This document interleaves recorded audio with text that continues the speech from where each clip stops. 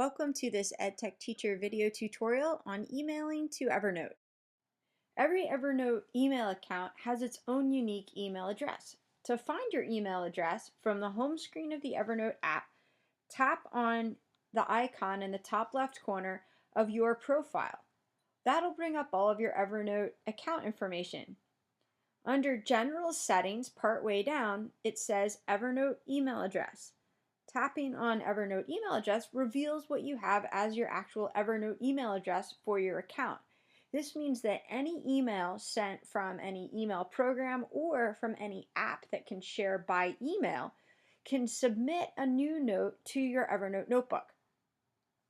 A handy trick is to add this email address to your contacts. Right now, mine says reveal in contacts because I've already added it. The very first time you find your Evernote account address, it'll ask you if you want to add in contacts.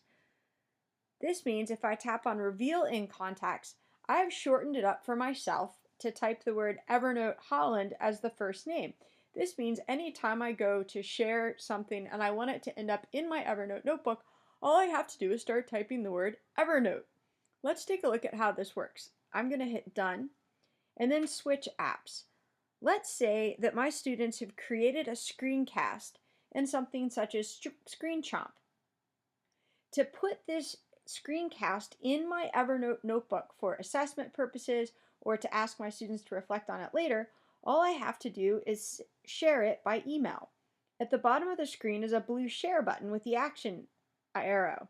If I tap on that, it then says email link. I'm going to choose email link. This brings up a new window from which I can email. In the to field, I'm going to start typing Evernote, and it's going to pull up that big long Evernote account email address. I can edit the subject. I can add my own thoughts. Another thing that's great to do is in the subject at the very beginning, you can actually add the name of one of your notebooks. So if I had a notebook set up for every student, if I first used the @ symbol and then I typed their name, for example, I have a notebook set up for a student named Tom. It is case sensitive, so you do have to make sure that you capitalize any letters that you might have done. And you can't have spaces in notebook names, so you might want to use an underscore or a dash. But right now, if I send this to subject @Tom, check out what I made with ScreenChomp, I'll now have a new note in my Tom notebook that's titled check out what I made with ScreenChomp and will include this link to the ScreenChomp video.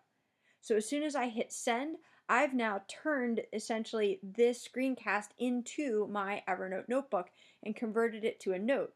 For teachers, this means that students could submit work to specific notebooks for their own to keep their own portfolio, or they could even send projects to themselves if they have different notebooks set up for different subjects or different projects.